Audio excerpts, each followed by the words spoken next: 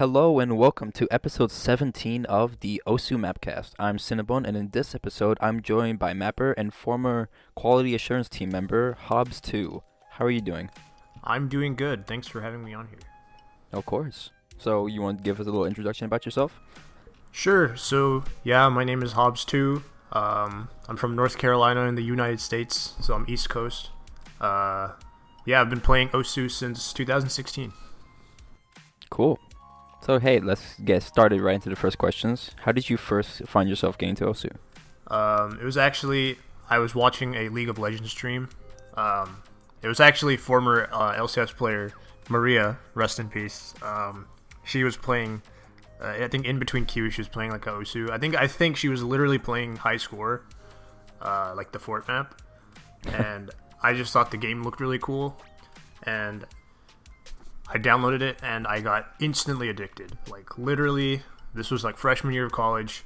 Day one, I just played like 6 hours of the game. It was crazy. You just been here ever since. Yep, still addicted. Unfortunately. Right. So then, you say college, but so what are some things you do outside of OSU then? Currently, well, I guess before the quarantine, my main hobby was actually Smash Bros. I used to like go to tournaments and stuff. I used to host tournaments and stuff. You play competitively? Yeah, I used to like host tournaments. I got kind of into like the whole like community aspect of it. I guess kind of like, I don't know. I usually find myself drawn to that kind of thing when I play games. Like if obviously that happened in OS when I got QAT and stuff. I kind of found myself drawn to like the TO aspect, like the organizing aspect, and so I ended up running a lot of Smash tournaments. But the quarantine happened and Smash is dead, unfortunately, so I have been at home doing nothing, trying to get a job. That's nice. the best I can do. You mentioned you played some League. Oh, man. Hey, if anyone wants to duo, hit me up. No, Yo, let's play some I'm games after addicted this. to Let's League. go. I literally quit that game for a year, and then the quarantine happened, and then I was like, what's the worst that could happen? And now I play like 6 hours a day. It's so bad. Looking for any way to get out of that. But yeah. That makes sense. So yeah, moving on towards then to OSU. So how did you first get into mapping? So I downloaded the game March 2016. Like 1 month into the game, I opened the editor for the first time and I attempted to time. I did not know how timing worked, or like I didn't know anything about music like at all. So I was just timing and I had the completely wrong BPM, and I would just put objects down. I would just put objects down, and mind you, this is like literally 1 month into the game. I don't know if most of you guys remember like where you were at 1 month into the game. You were probably playing like hard diffs. I was playing hard diffs at that time. I didn't know anything about mapping or even the game, to be honest, because I just wasn't playing the game long enough. I was just literally just like putting objects down, and it was a complete unplayable mess. Right. But I kind of told myself that it'd be kind of fun if I like did this. Like, and again, at the time, like I didn't know anything about mapping. I didn't even know there was like a mapping community. I didn't know like I wasn't even part of like the OSU community, right? I wasn't going on the Reddit. I wasn't like doing anything. It was just like literally I had the game on my computer and I was just like, oh hey, there's an editor tool. Let me try this. Hey, what's that edit button do? Yeah, because I usually I like level editors and stuff in games. Like I really like Mario Maker, for example. Oh, that's cool. So I usually I get drawn to that kind of stuff naturally, and so yeah, I just saw the editor and I was like, what if I mapped one of my favorite songs? Because I listen to a ton of music. Me and my friends. One of the reasons I even like thought OSU would be a good idea is because me and my friends have like a giant YouTube playlist that we just keep adding songs to. The first one filled up. Cute. The first one filled up to like over 5,000 already, and we're currently halfway through the second one. So we have like combined like 8,000 songs in our playlist. And I was like, I remember like the first day of going into editor trying to find a song, I would like scroll through this giant playlist just to like find a song I thought would be cute. I ended up picking this Pokemon Mystery Dungeon song, threw it in the editor. Could not time it. I just didn't know how that worked. Like I didn't understand that they were supposed to line up to the beats. I just thought you were like using it as a guide, and then you just had to. So I like zoomed into the 1/16th beat right. editor, and then like put the slider and like tried to line it up to the sound. It was a complete mess. It's like how most people start off their first map without having any idea what anything does. Yeah, and this was like, again, this was like a month into me playing the game, so like the hardest thing I had played was like a hard diff, and I just like, I didn't understand like what movement was or any of that, because that's, when I was playing I was still using mouse only at the time. I was just like mashing through maps at that point. Right. So my diffs were all like, they all ended up being like shitty hard diffs, I guess, is like what you could describe them as. Well, yeah, you gotta start someplace. Yeah. And you mentioned to me, like, while we were talking all that, like, when you got mapping like really early, as you also like just said, when you also started playing and you were improving at mapping just as fast as you were as a player. So do you want to talk about like how that was going? Yeah, it's actually really funny. So as like a side note to that, I just as like an introduction to that concept, my first ranked map was Clifford, the big red dog. Actually, technically it was my second ranked map, but I always think of it as my first one because I ranked my first two maps within like 3 days of each other.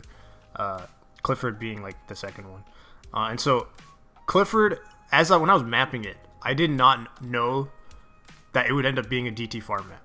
Like, because Clifford is a DT farm map. Anyone can look at that map and immediately tell you that map is for DT farming, and it looks really intentional because the map sucks. Like, it looks like I intentionally like shit mapped Clifford to be a DT farm map. But genuinely, when I was mapping that, I did not know this because I wasn't at the level where like I would farm DT farm maps yet. Like, I didn't know what DT farming was because I had never DT farmed anything.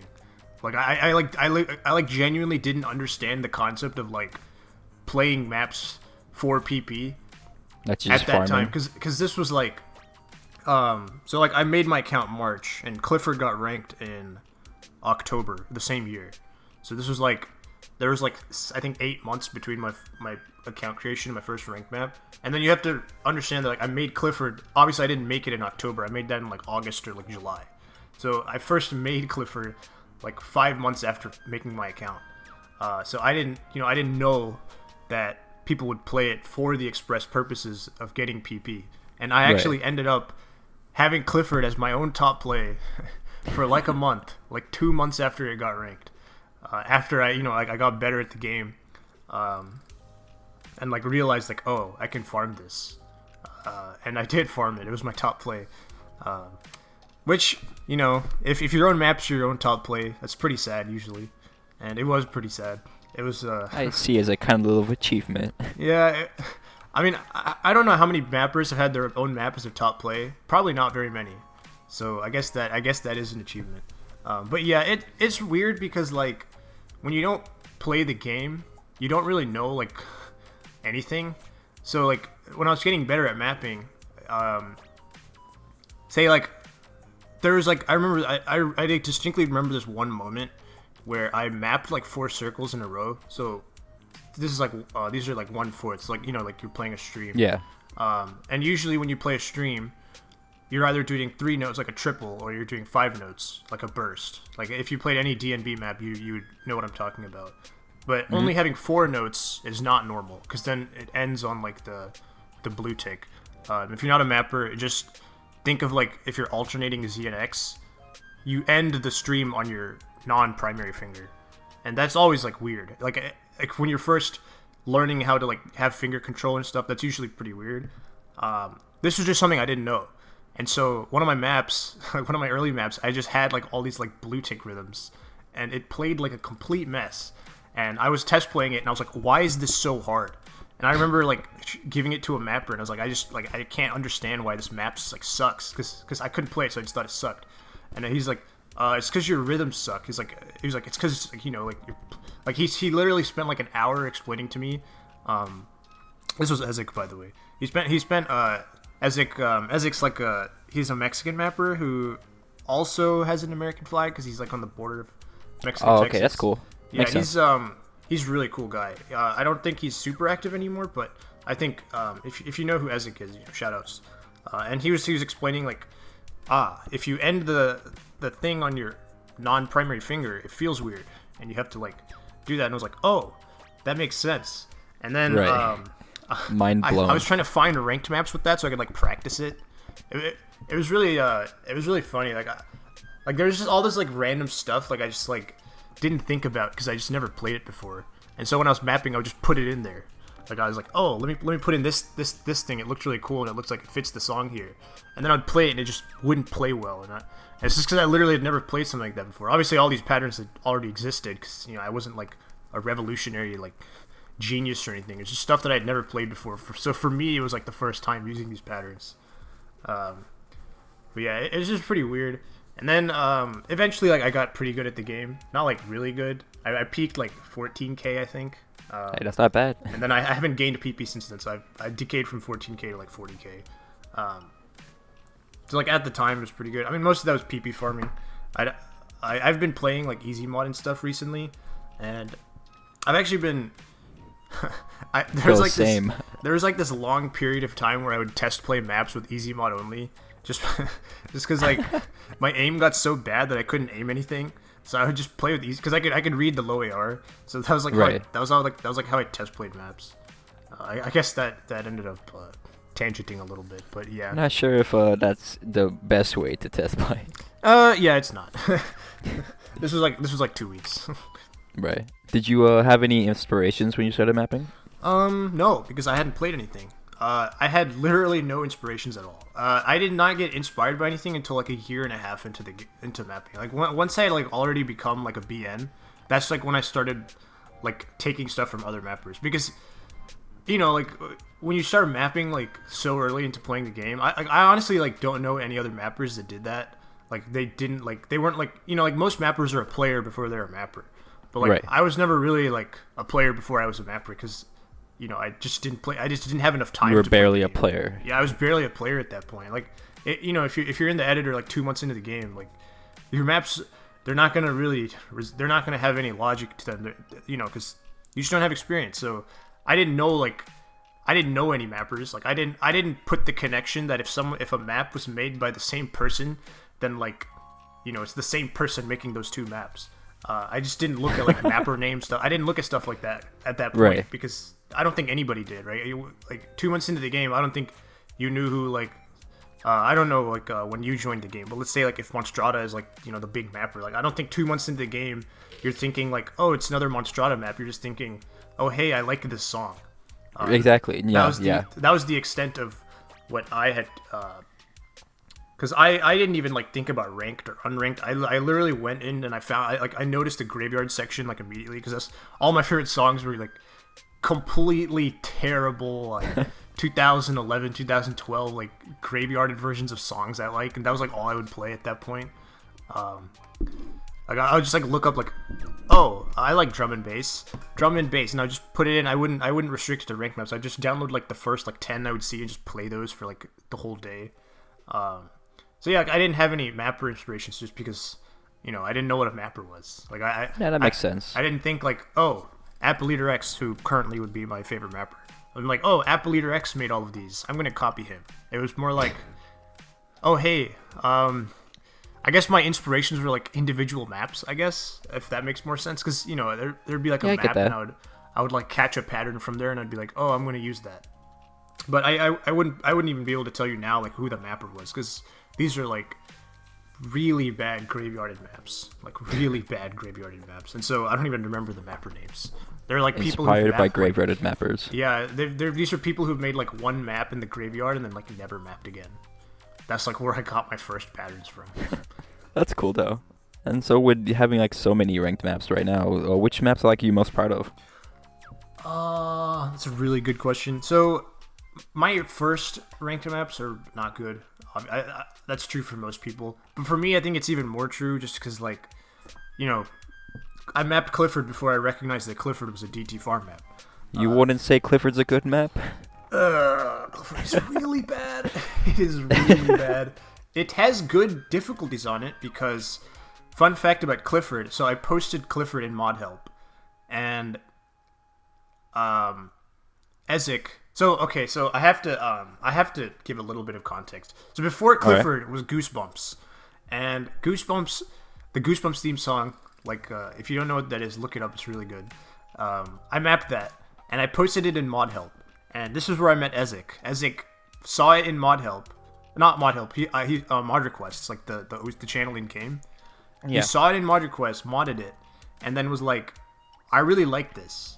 And then like he gave a guess difficulty, and then he saw that I was mapping Clifford. He showed it to Jiro, like the former BN. I think it's Jiro. It might be Hero, actually. I always call him Jiro. I'm sorry. I heard people say both, so. I'm sorry if I pronounced it wrong if you're listening, Jiro. So he guess difficulty it, and this was my first interaction with the BN ever. Was Jiro offering to guess difficulty Clifford. Dang. Ezek also made a guess difficulty, and then I got a couple other friends to do one. These were like people I'd like just met. Or like people who I'd asked, like one of them was Bakari, who's also he was a QAT at the time, I think, or he might have been a BN. And so I had all of these like pretty relatively big name mappers, like like obviously I don't know if they were like huge name, but they were bigger than me, obviously, because this was right. I was a complete random, and it got ranked. I don't know how it happened. Well, I guess I have the story for that, but I guess I can talk about that later. As for my favorite ranked maps, my first ranked map that I think most people actually like recognized was like a map was Order of the Flood. It's because I played Grumd's version like 50 billion times. It wasn't even the top diff. I played like the hard diff, like 50 billion times. Because again, I wasn't able to play the top diff because I wasn't good enough for the game yet. That makes sense. And so I started mapping it. And this was like during like Clifford era. I started mapping it, and it was really bad. And then like a little while later, and then at this point, like obviously I'm solidly competent at the game, and I got better at mapping. I mapped Order of the Flood, and I ranked it, and it was like one of the first maps where like actual like top players and stuff played it, because it's like, oh, it's the new Order of the Flood. Ooh. Order of the Flood definitely. There was a moment where Grumd himself like gave me his blessing on the map, and I was like, oh, because Grumd ended up being one of my biggest inspirations. So that was actually really cool to see. Oh, that's nice. I have a 7-star ranked map, X, Y, and Z. It's dog shit. It is so bad. I don't know how that got ranked. I don't know how I ranked it. It is so bad. Every time I look at it, I want to just like have gone back in time and like punch myself in the face when I first made it. I'm sure it's not that bad. I really like my Pup Mabu map. Mostly because I like Pup a lot. I think my sidetrack day is alright. My sidetrack day is really funny because it's like it was really controversial for obvious reason. The map had like a It has the pattern where the streams are stacked, and so it's like hard to read or whatever. Yeah, I heard about that back when it was like happening. Yeah, some people like really hated it. And me, whenever I rank a map, I try to watch streamers play it because I like doing that. I don't know if that's like an attention thing, or I just like watch people playing my maps and like reacting to them. And there's one streamer I was watching him play it, and he was just calling it like the worst thing he'd ever played, and he didn't know I was there. I was like lurking, and I was just like, dang. But I still like that map. I have a couple Undertale maps that I like. I like my Rude Buster map. I like my Field of Hopes and Dreams map. Just like anything Undertale related that I mapped, I like. And then I think my best ranked map is Hummus by Igor. I think if you asked most people what my best ranked map, they would say Hummus also. The song is just bananas. And I think my map does a pretty good job also being bananas. Another map where I like watching people's first reaction playing it, because the song is like so crazy that whenever people play, there's like, what is going on? And it has some really cool scores. Also, it has a positive comment section. Whoa, that's surprising nowadays. Some of my maps, they just the comment section is just like, what is this? Why is this ranked? Right. Why is this ranked? And Hummus is one of like 5 of my maps that I can safely say has no negative comments on them. So I'll take that. But yeah, I mean, that is pretty nice. But yeah, I have like a really diverse set of songs ranked. Like I don't think I have like any genre repeating multiple times, which is pretty cool. But yeah, definitely I think Order of the Flood and Hummus I think are not like I don't think Order of the Flood is my best map, but it's definitely like one of my maps that like had the better reception. Put it that way. It's like proud of it. Yeah. Just like for what it represented for me at the time. Like obviously now sense. It's not as good, but at the time it was like I guess it was like my proof that I could map like relevant maps and not just Right. The Just Final Outburst of Dying Creativity by Bacardi. Right. Or like Clifford or whatever. Because Clifford's a meme map, obviously, right? I didn't want to just be like a meme map. you don't want that as your legacy. Yeah, although Clifford might be my legacy because it has the I think like the third highest play count of any of my maps.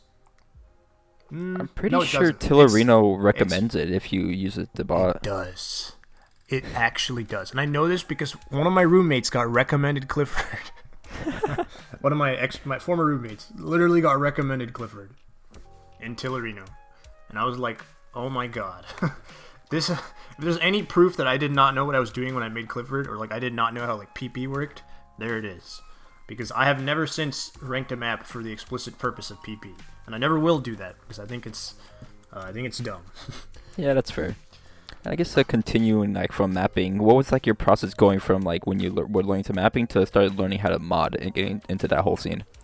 Well, so my first mods, so again, like putting a timeline at like where I was. So Goosebumps was the first map that I tried to rank. Okay. It never got ranked. Goosebumps, it was awful. I remapped it. The remap was awful. It was trash. And then to get mods, I was like looking up the guides and stuff, and they were like, you have to do mod for mods. So I went into modding queues. Again, like this was all like me reading the guide, like go into the modding queue and see if it is open, and then post the mod. And I was like, all right, I can do that. So I'd go into the modding queue, and I'd post like, here's my map, I can mod for mod. And then I would end up, at first I would try to get like the normal mods. Biggest advice to any mapper, don't try to get normal mods. It is a waste of time. Almost nobody wants to do them.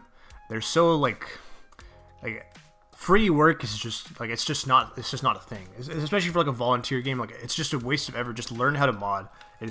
Even if you don't know how to mod, just pretend like you know how to mod, and you'll still get you'll get way more mod for mods. This is what I was doing. I was like, because nobody wants the mod of a 4-month-old account who is desperately just like smashing objects onto the editor, trying to get his first ranked map. Nobody wants that person's mod. But, yeah, they got it. So I would mod for mod with people, and it was... My early mods were like... they were not even mods. They were like... I would post something like, I think this circle could be higher. Or like... I think that... I think that, this note is... There could be a note here, and like it was just wrong. Like I was reading through my early mods, and I was like looking at the maps, and like the things I would point out were just like objectively wrong. But I still did it because I had to, because it was a mod for mod. Genuinely, learning how to mod made me better at mapping so much, because, and it also made me better as a player. Like it's so weird, like because I'm getting better as a player, I'm getting better as a modder, I'm getting better as a mapper, all at the same time. It was so weird, like. I'm trying to think of like an exact example of this, but there's definitely a map where there's a pattern I couldn't play. It was like a hard diff. There's a pattern I like couldn't read, I think, and I was like, I can't read this. I just put that I can't read this, and the guy changed it, and I was like, dang, he actually changed it, because I think that was like one of the first times someone actually changed something in like a reply to my mod. Like usually if I said something like this circle can be lower, they would like they'd be like. They'd reply and they'd be like, okay. And then you'd check the map and they'd move it down like 2 pixels. Like, that doesn't do anything. Right. That's not like an actual mod either. So it's just kind of useless. Yeah, it's just literally useless. So that was like one of the first things I remember someone actually like putting in their map. Like, and then I played it again and I could actually read the pattern that time. But like, nowadays I wouldn't even mod something like that because I don't have like readability. I don't think readability is like the end of the world unless like... it's like a pattern that like stands out. It's like too hard to read. Right. But when you're just playing, like I didn't understand the concept of like a pattern being hard to read. Like I just didn't I didn't have that like meta level of thinking about a map to like this is hard to read. It was just more like I can't read this. The end. That's like the end of the analysis. I can't do it, so no one can do it. Yeah, stuff like that. Like I was just bad at the game. Right. It wasn't even like I was bad at the game in like an unfair way. It was like I was as good at the game as anyone would be when they were 4 months in. And so like if you ask your average person who's 4 months in to mod a map, what are they gonna say? They're not gonna have anything to say because they don't know anything. They just don't know anything, right? And so that's what my first mods look like. But you know, I would still do them. I had like, I think like at least 100 plus mods before my mods were of any reasonable quality. It took a while for me to understand that like there's so many things I just didn't know. To kind of an important point is that there was this mod on Goosebumps by Lhasa, the current NAT member, former BN, you know, former Wise guy, Lhasa. His mod literally taught me what aesthetics were, like by itself. Like that mod should be required reading in the University of Mapping. It literally like he wrote the mod, and then at the end of the mod, I understood how aesthetics worked at like a basic level, and that wasn't something that I had like thought about until that like point. Blew your mind. Yeah, he was like he literally taught me what consistent visual spacing was, and like I just didn't know what that was. Like the idea of like what a blanket was, like stuff like that. Like he just taught me that by himself in that one mod, and then before my modding got any good, I would mod like aesthetics and stuff a lot. Once I learned like what aesthetics was, because you know, another thing that you don't think about is that when you are first playing the game, like anyone listening, like just think about like your first month or two playing the game. You did not think about aesthetics. Like you did not. Like you probably downloaded maps. Like say you're first playing like 4-star and like 4.5-star maps. Yeah. Some of your favorite maps are probably like graveyarded garbage of songs you liked. And if you played those now, you'd probably recognize like, wow, this is ugly as fuck. Like this is hideous. But when you're first playing, like you don't think about that, like because you're just playing the map, right? You're not really looking at the map and like understanding it. You're just kind of playing through it. And so I didn't get what aesthetics was. I didn't think about that at all. It's like when I was modding, like I didn't care about aesthetics because I just didn't think about it. But then I learned what it was through the Lhasa mod, and then I started modding aesthetics. So stuff like that, like I would learn about something through modding, and then once I would play it, like I just couldn't unsee it. So like every time after I learned what aesthetics was, I would go back and like play these old maps, and they were just so ugly. And I couldn't play them anymore because they were too ugly for me. Nowadays I don't care as much, but like back then, like if a map that I would play like didn't seem like a good map like while I was playing it, because you know like at this point I'm like, say I'm like a couple months into modding and mapping, I'm starting to see like what I like in maps, in the maps that I'm playing, like way too early. Like way too early for someone to actually be doing that. And so like my pool of maps that I like just shrunk because I couldn't play stuff that I thought was bad. It was really weird. It's kind of like a higher understanding. Yeah, you can kind of like relate this to like, say you're like I don't know, like say you put like an 8-year-old kid in like college or something.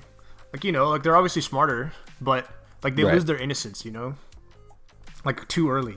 That's kind of like what it felt like when because there are all these maps. You lost your Osu innocence. Yeah, I lost my Osu innocence too early because there are all these maps that I just like couldn't play anymore because they were just like not good anymore because I had like learned what made maps good and bad.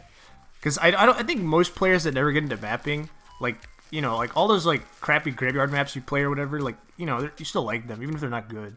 Right. And even now, like, obviously I grew over this. This was like, I don't know how long this lasted. This was like 6 months. It was like a phase, I guess. After that, I just realized like it doesn't matter. You can play whatever you want. I guess that was kind of like a little form of like elitism that I had gained as a mapper. Like it was weird. I don't have anyone to relate this experience of like getting, you know, like improving as a modern mapper while you're getting better as a player. Like I just have like, because I don't know who else has like gone through that. Most people don't really start mapping until like a year plus into playing the game. Like I think a lot of players, like, you know, they hit the rank ceiling or something, and then maybe they start mapping. Or like some players will start mapping like, like, give it like a year or two, right? I think most mappers, you'd say their first ranked map at least would be like a year and a half or two after their first, like after they made their account. It's like that'll probably be the average. It's like a year and a half. Yeah, like once they got that understanding of like how the game actually works and all. Yeah, I just never had that when I was first doing it, so I was like getting all of that at the same time. Right. And I don't have anyone to like compare this experience with, so it's like I don't know like if how I did it was normal, or if like there's like another way to do it, or I don't know. I just don't know. But yeah, getting better at modding, it was literally just mod for modding. I just did so many mods. I think I had so many mods. I would mod like 4 maps a day. And the thing is, a proper mod from a proper modder would probably take like an hour, at least an hour, maybe like half an hour if you're like really efficient at it. I was just spitting out these mods in like 10 minutes because I didn't You're know just what to scrolling do. through the map and Yeah, just like, I had a modding queue, and I would get like 40 requests, and I would just do all of them in like 3 days because I would just be right. like, move object, add hit NC sound, this. NC this, this looks ugly, aesthetic. This was God, this is so cringe, but I would mod blankets, and I would tell people, I would literally tell people, set the timeline to this blue tick, put a circle on this XY node, and then wrap the object around it so that the blanket looks better. I was like teaching people how to do like these like micro blankets. It was so bad. And I would also do stuff like move gray node to XY point so it looks better. Cuz you know how sliders, when you add like normally sliders have like the circular thing, but if you add another gray point, then like, you know, it looks weird. I would like tell people, like, I would spend like 5 minutes, like the most time I'd spend on mods, I'd spend like 5 minutes like dirtying with the slider, and then I would find the perfect thing, like using my stupid eyesight, and I would be like, all right, move the first gray tick to XY, move the second gray tick to XY, there you go. And I would like put that as the mod, and the person replying would always be like, what the are heck? you like, what are you talking about? Like, but then sometimes they'd be like, okay, and I'm just like I'm just thinking back, I'm just like thinking like what these people were probably thinking when they saw this awful mod that's just like, This guy doesn't know what he's talking about. like move gray node, like who cares? Like nobody cares about this. Like you don't notice that when you're playing. Like you don't notice a perfect blanket when you're playing. It's just no one cares. But you know, Definitely. I cared, I guess. It was really weird because like most people they come into mapping with like at least some predisposition as to what they like playing. But I didn't. So if somebody taught me something, that's just how I saw it. Like Lhasa taught me consistent visual spacing. I was then addicted to consistent visual spacing. I couldn't do it. I couldn't look at maps that didn't have it. Couldn't do make anything maps. else. I couldn't do anything else because that's just, you know, that's all I knew. And then once I saw it, like, you know, I'd see maps, ranked maps do it, and I would look at like I would always look at the qualified section. I'd like see a map that does that. And, you know, if I see something that didn't do it, I was like, ugh. It just like, it was just hideous. Or like, you know, one mapper taught me to always new combo the downbeat, and it's, you know, that's just, I just took that as fact. Always new combo the downbeat because I didn't know better. You know, that's just like I didn't have the experience to play all these insane diffs or extra diffs that didn't do that because Right. you don't always have to do that. But I didn't have that background, so I was taught that you always have to do that, and so I always did that, and that kind of showed up in my mods. A lot of my early mods were like really stupid because I would just point out stuff that was just like not true, just because I was taught that they were true. Definitely, definitely, my early mods were really bad. At some point, I got better. I actually like don't remember how I got better at modding. I guess I just kept doing it long enough that like eventually, you know, by the time I got better at being a mapper, like it just happened, I guess. No, of course. I can't really like pinpoint like a distinctive marker where I was like, from here my mods are good and from here my mods are bad. It was just like gradually, like at some point if you do like 600 mods, I don't know how much Kadosu I have, but like before the Kadosu split, I had so much. I had like I think like 600 mods or something. My activity was absurd, but again, these mods were all like awful, and they were really short. A lot of them were really short, so you know, it's not like I was just sitting there only modding. But all of these mods were for mod, so I can get mods on my map. And Goosebumps ended up having like some absurd number of mods. Like Goosebumps ended up having like 80, 90 mods on it. And you know, most mappers know that if a map has like 80, 90 mods on it, it's not getting ranked. Probably, yeah, most likely. It's just so bad that you can't fix it, right? So that's Goosebumps had that unfortunate flaw. Yeah, that makes sense. Yeah. So I guess then we'll continue off of like, you know, modding all that. Why did you like want to become a BN then? Like, how was that like process going through that? I think it was literally just like BN is like the natural progression of being a modder. BN, I mean, it has good perks. Anybody would tell you that it has good perks. Being able to nominate stuff is awesome. And then obviously, you know, there's BN mod for mods, which makes it so much easier to get maps ranked. That's just like, you know, you don't even have to beat around the bush. That's just true. And so the first BN test So there's so the BN test before I took my first BN test, because this was back when there were BN tests. It wasn't like how it is now, where like if you passed the BN test, you got BN. That was it. And so the BN test before the BN test I took, I was going to take it, but I was on Reddit and somebody recognized me on Reddit. I'm not going to say who it is, but they know the story and they think it's really funny too. I think it's funny too. They recognized me on Reddit and they were like, I was like, I'm going to take the BN test. I posted that on Reddit. I don't remember what the context was. And they were like, you? Really? But your mods suck. And so I was so embarrassed that I just didn't take the BN test, even though that was in history the easiest BN test ever. And I would have passed it because some of the people who passed it were worse at me than modding. And I was bad at modding at that point. Like I was bad, and I still would have passed that BN test. That's how easy that BN test was. So, take that, Redditor, you stupid person, loser. He literally was like, your mods suck, and I was like, oh, and I was literally too embarrassed to take the BN test. I took the next BN test. I failed by 1 point. The threshold to make it was 80 points out of like 120 or something. I got 79. I was sad. That's very sad. I was depressed for that entire weekend. And then the Monday after there's like a Friday. The Monday after, I get another DM and it says, I might have the times wrong, but I got another DM and it said, oh, we noticed one of the questions was bad, so we gave everyone 3 points. So here you go. You have 72 points now. You're on the BNG. Boom. Yo, it's like a movie script. I was so happy. I was gonna like explode. I was like, oh my god. I got into the BN. I was DMing all my friends. I was like, let's go. Every single person I was like DMing, I was like, I got BN. The next day, Locktab DMs me. Locktab DMs me and he's like, hey, so the QATs jumped the gun here. Instead of giving everyone 3 points, we're gonna just move everything down by 3 points. So the next DM says, you now have 76 out of 77 points required. You actually did fail the BN test.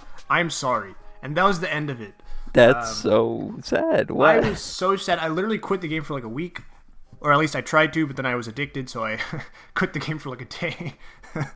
That's insane. Yeah, that was really, really sad. It was like, dang. I really just...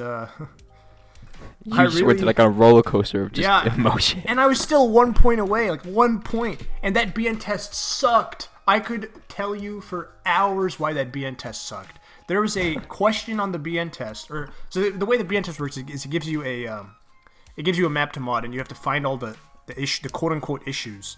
The problem is that a big majority of those issues were not actual issues.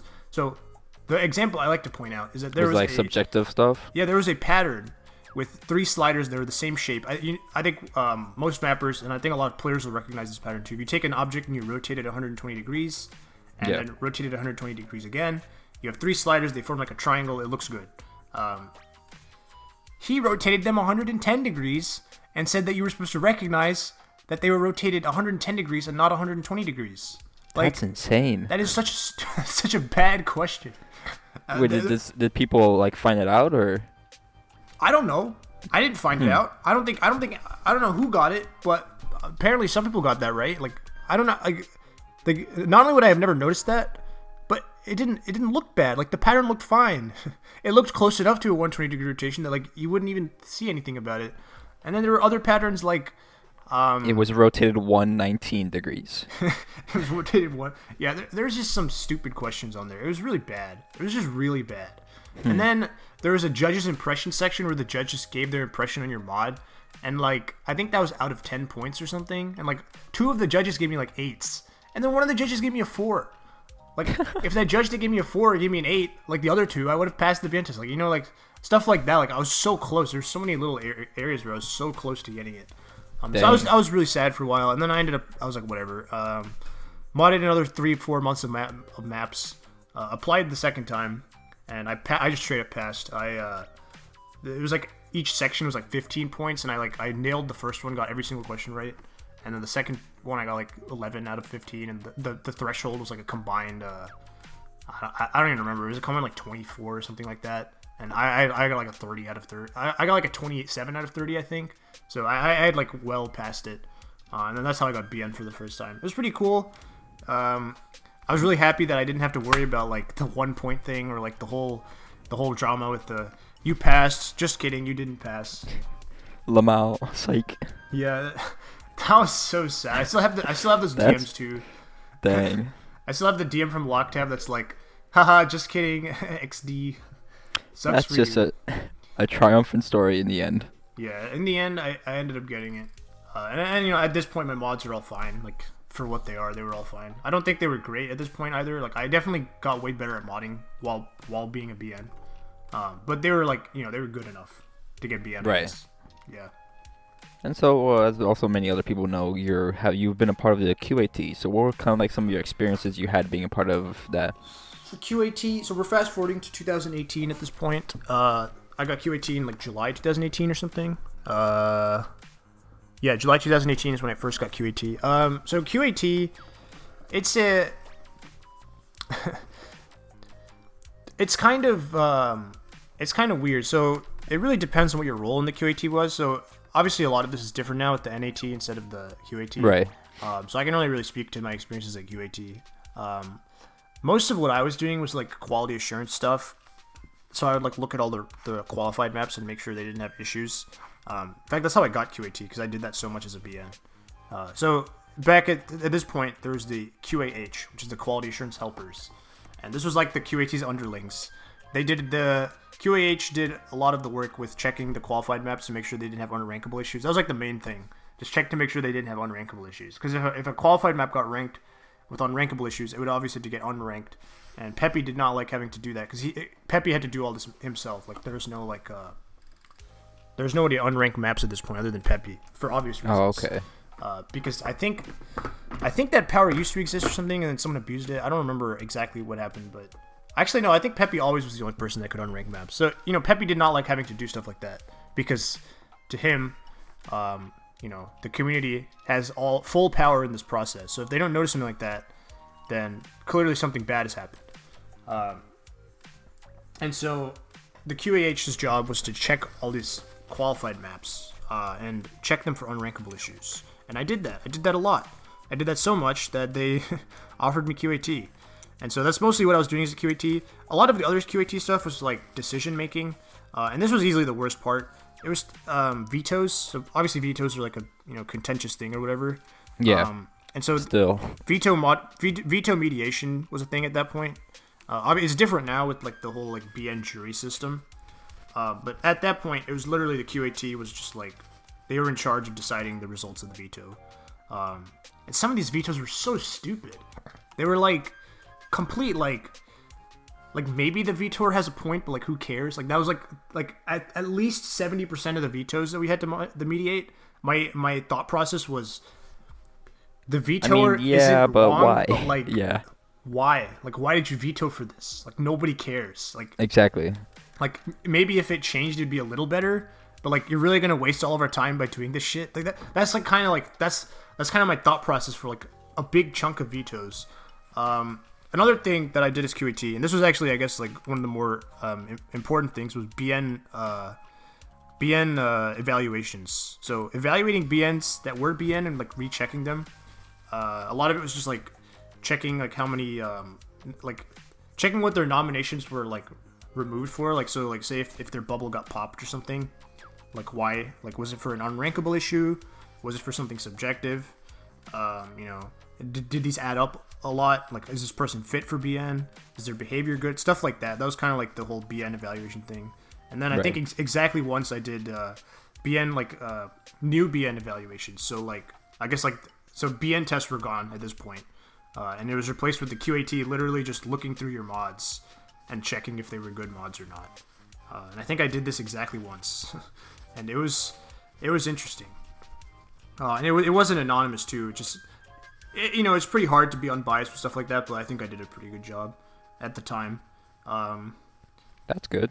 Yeah, it used to be like I think the previous one, it was like you couldn't see the names, but then they realized that was stupid.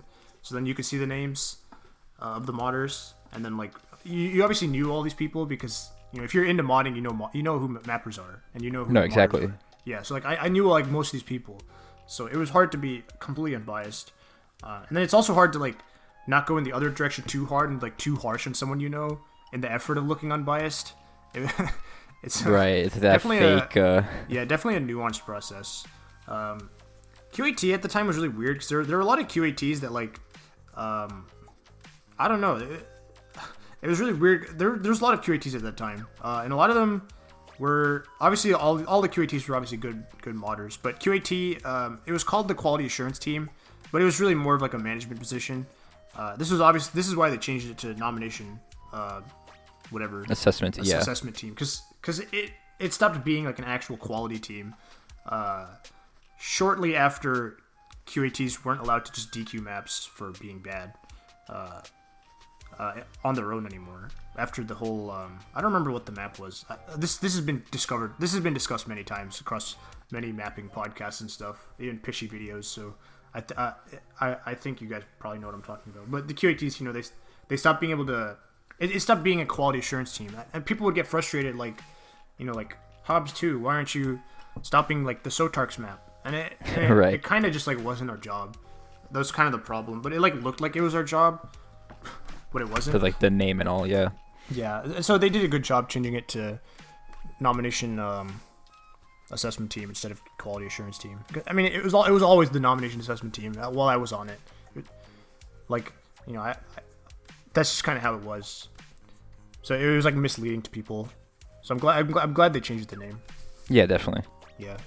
So then, why was your reasoning for leaving the QT, NT, all that? So first time I left and rejoined, that was because I just kind of like wasn't active. I just kind of like lost interest. QAT work it's really weird. So BN work, I'll preface this with the BN work. Like when you first get BN, most people are like super excited, and then after like a month, they're like, wait, this isn't actually that cool.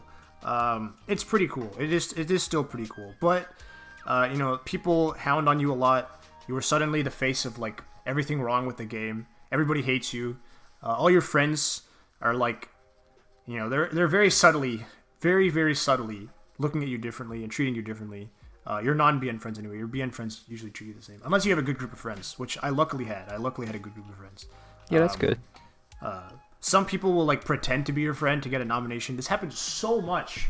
Like people I had literally definitely never talked to in my life would start talking to me and like having like big conversations and stuff. And like genuinely, I thought they were trying to be my friend or something. And then like, oh, hey, how was your day?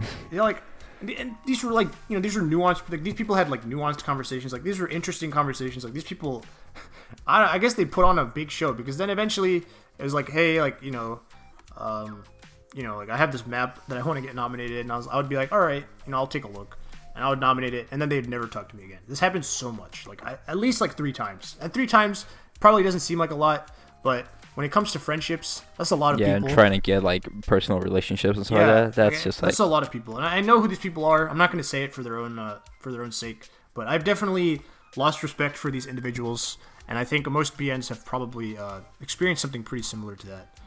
Yeah, I've talked to a few other BNs, and yeah, most people. It just sucks. It definitely just sucks. It just doesn't feel like real. Like it's so weird. Like I don't think So BN is probably a lot of these people's first real position of power. Yeah. Yeah, and so you're not really used to people like sucking up to you like that. Obviously, you can kind of relate this all back to the gif of the guy crying with tears of money, because you do get or he's like wiping his tears with money, and you do get privileges from being BN. Obviously you get to nominate maps. Obviously you get to be in the circle jerk. Every BN does it. You don't even have to deny it. Every BN will be like oh, I'm going to make a change. Like I'm not going to be like the other BNs. And then it happens to everybody. Everybody joins Circle Jerk, and then they'll nominate like a couple maps that aren't part of the Circle Jerk. It's just kind of what happens. You lose trust in the common man because they're all fucking annoying and they DM you way too much. They don't read your user page that says, hey, don't DM me, please. I do nominate maps that aren't my BN Circle Jerk maps. Just don't nominate me, but they do anyway. and then it's really annoying. I had on my profile like just DM me for test plays, and if I like the map, I'll look at it more. And people would still be like, "Can you nominate my map?" It's like I could if you DM me for test play instead of, DMing me for an actual mod. And so relating this back to QAT, QAT was kind of the same way. As in, at first it seems like it's gonna be really cool, and then you get it, and it's kind of like, it kind of just ended up being work. Like I felt like it felt like a part-time job with the amount of work that I had to do, and I didn't get paid in anything but supporter because that's the conversation for another day, and that mapping people don't get any rewards. And so I got supporter, which is cool, I guess. And I don't know, I just kind of lost interest, and so the first time I left, I was rightfully kicked because I was inactive. I asked Mao to be back as QAT. I was like, I'll be active again. He put me back. This has to be like, man, I don't remember when I got put back into the QAT. I think this was like December of 2018 or something like that. Okay. And then I was QAT for a pretty reasonable while, and then IRL hit hard. This was like right when I was trying to graduate college, and my grades were slipping a little bit, and I had to fully commit to college. So I had to basically like leave the game because I was, and I still am, pretty addicted to Osu, and that is not good when you're trying to graduate college.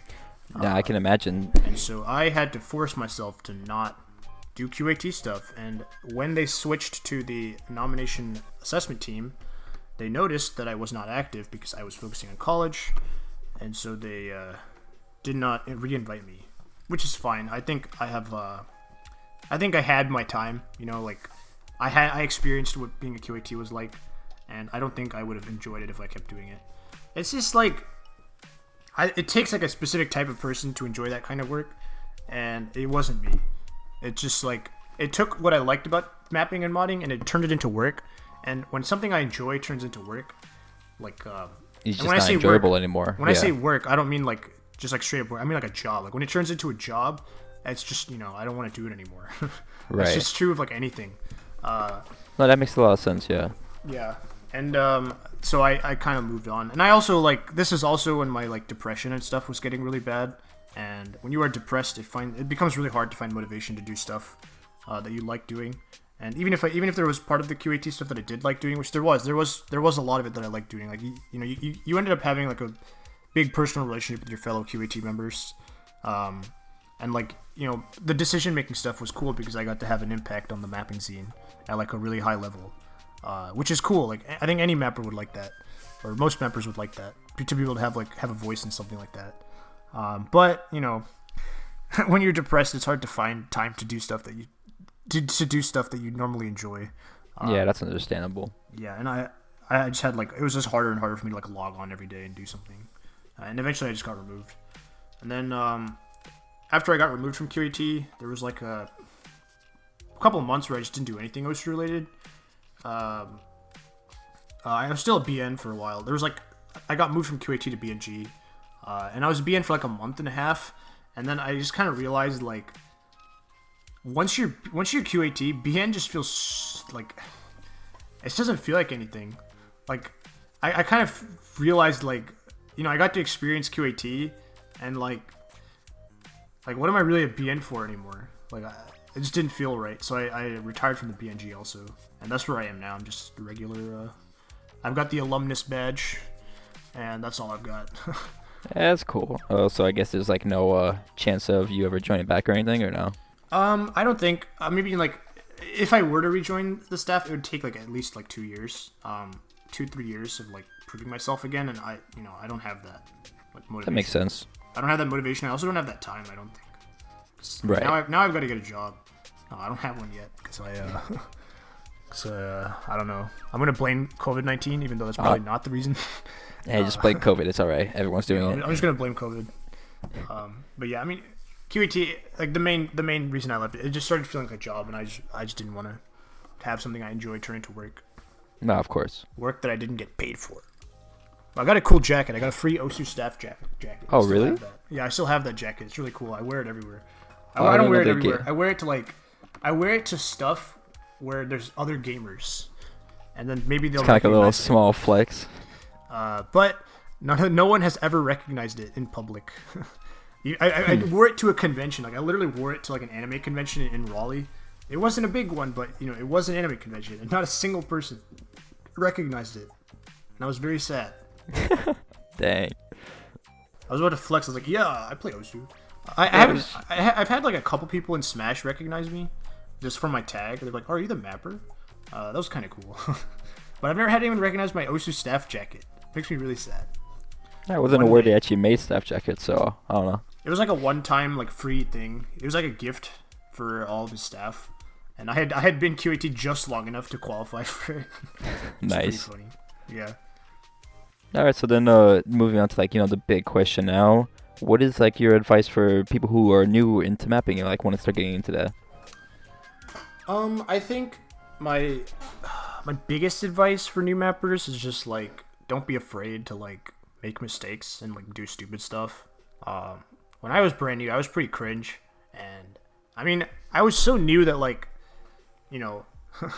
like I've said this a lot already, but like I just didn't know anything, right? But I still managed to somehow figure out how to be a good mapper, or at least a decent mapper. I don't want to call myself good.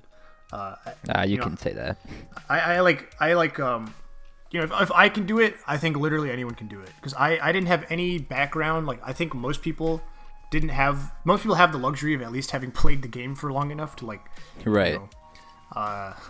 Put two and two together and, have like, some kind of pre-knowledge of what they like and don't like. Just map what you like. Map what you like to play. If you like making stream maps, or if you like playing streams, just throw some circles in a row and play it. And then ask your friend, like, hey, how is this? And they'll probably tell you it sucks, because it probably will suck. Still to this day, don't know a single person whose first map was amazing. It's just not possible. And you will suck. The other advice I have is if you're really confident that you want to be a good mapper, you have to be really patient. Because if you rush into it, and by rush into it, I mean if you rush to rank your first map, it's going to be Clifford, and it's going to suck. Clifford wasn't my first ranked map. Like, I shouldn't have ranked Clifford. It's really bad. But I will always have this stain that is Clifford the Big Red Dog in my ranked section. Yeah, well, you have that experience, Yeah, I guess it's like a time capsule of my mapping, I guess. Of course. But like, be patient. Just be patient. That's like the main thing. Like, take it slow.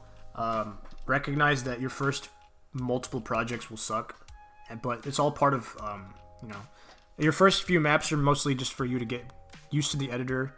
A lot of good mapping comes down to editor efficiency and like knowing your tools and stuff. Because you can't make patterns you want to make if you don't know how the editor works. No, of course. Get used to the shortcuts. Literally put time into getting used to the shortcuts. Like, just learn all that stuff. And then when you're getting mods and stuff, be receptive to feedback. One of the things I tweeted this before, I think, but like something I've said is that one of the hardest parts of getting better at mapping is filtering mods in terms of like correct mods and mods from people who think they're correct but are not necessarily correct. Like if you got a mod from 4 month Hobbes2, and it's really easy to tell that it's a stupid mod because it's just, move X down, move Y down. But sometimes if you get like a big mod from like a relatively like popular mapper, and you just take everything they say as correct, it can bite you in the long run. You just have to be careful. A lot of information people give is like well-meaning, but like it's just subjective. Right. And so sometimes people will put like, their subjective feelings in their like big mod for a new mapper, and just kind of like teaches the new mapper how to mod or how to map. But then they ended up, one of the things I don't like about modding is that it kind of removes the personality sometimes, especially for newer mappers. Like, I think a lot of newer mappers have like cool ideas, but then like the personality from their maps gets taken away as they get modded by more and more things. But then they like kind of refine that personality once they get good enough to the point where they can recognize like what is stuff that they like autonomously, and then what is stuff that they've been taught to like. And so like, take stuff with what's the phrase, with the a grain of salt. Oh yeah. Take things with a grain of salt. Yeah, take things with a grain of salt. Wow, that sounds really weird when you say it like that. With a grain of salt. You take things with a grain of salt. Have some critical thinking. Don't get mad. Just whatever you do, don't get addicted to mapping drama. It is going to fucking ruin you. It is so bad. It's so dumb. It is. A lot of it is just dumb. Like, having been disconnected from the mapping scene for like a couple months now, obviously I still know all the mappers, but like, I haven't really like followed too many of the dramas like from the source. Like, I'm not involved in any of them, right? Right. They're so like petty and dumb. Yep. I used to follow like there's actually like Monstrata's mapping server. He has a drama channel. I followed that drama. That's like one of the few channels that I still like look at all the time, just to keep up. And like some of these dramas are just so stupid. Like it's just like nobody cares. It is really dumb, but a lot of it's just like so hard to look away. This map will get ranked, and like nobody will care. It's not going to affect anything. I was actually one of the persons that's nominated Alien, like the Monstrata map Alien. Right. And I got a DM from someone that was like, "You're autistic" or something. I was like, he was literally like, okay, like he literally like I can't repeat the whole thing. He ended up getting silenced for it, but it was something like, you're stupid, you're autistic, something like that. And I was just like this. So Alien has been ranked for like how long now, and like, what did it change mapping in any meaningful way? Like, no, it's just another ranked map. Right. I think people get stuck up too much on specific maps like that, and just your emotions will flare as you're in mapping and modding, but just like don't care. It's fine. Also, make friends. Make a lot of friends. This is the number one advice. Make a lot of friends. It'll carry you through so many things if you have connections. And don't make connections for the sake of having connections. Just like make friends. Like how you'd make friends for anything else. Just make friends. Like play video games with people. Like, like if you play League, just hang out. Just hang out with people. Like me and one of the places I spent a lot of time was in the Mirror server. Shout outs to Mir, by the way, great guy. And the Mir server, we'd literally just play games all the time. And like, when you have like genuine connections with people like that, like it makes it so much easier to like, like you have people to talk about with mapping. They're just friends. Like friends are cool, and it's so easy to make friends and mapping and modding. And just try not to make it so that your friendships are all only mapping and modding. Like make some actual friends. Like you want people to have your back, and you want of course. You want like a reliable source of like like they're friends. Like you want somebody you can be like, hey, I made this new map. You want a GD? Like, and it doesn't have to be like awkward. It's just they're your friends, so you can just do that now. Like me and Mir, like Mir literally would just be like, hey, Hobbes, can you GD this? And to me, it's not like he's like asking like, it's Mir. He's my buddy. He's like, yeah, let me check it out. And like me and Mir, like we know each other really well, and like we're good friends even outside of OS. Like I think even if me and Mir had never played OS and we still met each other, we'd be good friends. You want people like that, and it's not hard to find them. Super genuine. Yeah, and it's not hard to find people like that, and it makes the game so much more fun when you have people to shit post and like group trash talk other people in. Right. Just make sure they don't get leaked. True. But yeah, just find friends, and if you don't know how to find friends, that's okay, because I don't know how to find friends either, and I still made a lot of friends. Yeah, you'll get there. Just be genuine, and you'll find people that like you for who you are, and you will have friends, and that's good. Friends are good. Definitely. Good. Yeah. All right, so I guess here wrapping up soon. Is there any like last things you want to shout out, or anything you want to announce, etc.? Well, I'll shout out. Let's see. I'll shout out Undead Capulet for being a great friend. Heck yeah. I know UC had a lot of drama and stuff throughout the years, but he's a genuine person, or they're a genuine person, and they care a lot about their friends. So I like UC a lot. Shout outs to Mir, obviously. Shout outs to Plottable. For me and Plottable, like learned mapping together. Another thing, if you're new at mapping, like find another new mapper friend and get good at mapping with them, so you can. So once you're both journey good, together. Yeah, once you're both good, you can reminisce about your beautiful journey together. Plottable, obviously, very good mapper. Shout outs to Lhasa for being, for teaching me so much throughout the years, and for being a stand-up individual. And shout outs to so many people, dude. Shout outs to Pitchy Fat. Shout outs to heck yeah. Shout outs to you, obviously, for hosting this beautiful podcast. Aw, thank you. Shout outs to Mao for being a mentor in many ways. Shout outs to everybody watching for caring about mapping enough to listen to me talk about it. Heck yeah. I'm washed up, guys. A lot of what I say is nonsense. I guess I've been mapping again a little bit recently, so if you want to check out some of my new maps, you can go to my pending section. I think my new pending maps are better than anything I've ranked. Yo, let's check them out. Let's go. Yeah, and then mapping isn't the most serious thing ever, so have more fun with it. It's like every time there's mapping drama, I'm just kind of like, I used to be really into it, and I would like post my opinions on it all the time. Just take things a little less seriously, and it'll be fine. Yeah, just have fun with the game. That's like, if you find yourself like waking up and like you're just modding a map and you're just like, why am I doing this? Like, it's like suffering. Just stop doing it. Just like close the game, close the editor, close Osu, and just like start playing like I don't know, Anything else. Anything else. Yeah. Just do please anything enjoy else. game. You don't have to like. You don't have to do that mod. You don't have to work on that GD. You can do something else. Just don't force yourself to do stuff. It's just not fun. And the biggest regrets I have with this game are forcing myself to do stuff. If I ever had to do that, it wasn't fun. No, of course. And so the last question here, of course, is will you make a GD for me? It depends. What song? That's what I always say. What song? We'll see. I've been working on some Nightcore songs, so I'll send it to you. Nightcore. I'm gonna be real. I've never mapped Nightcore.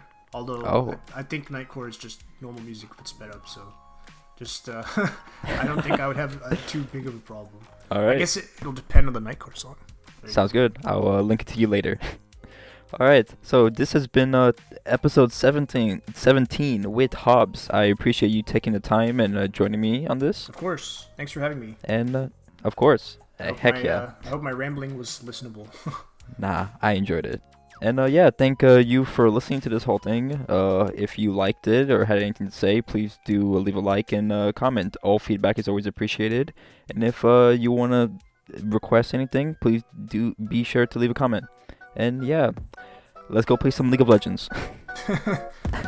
Bye.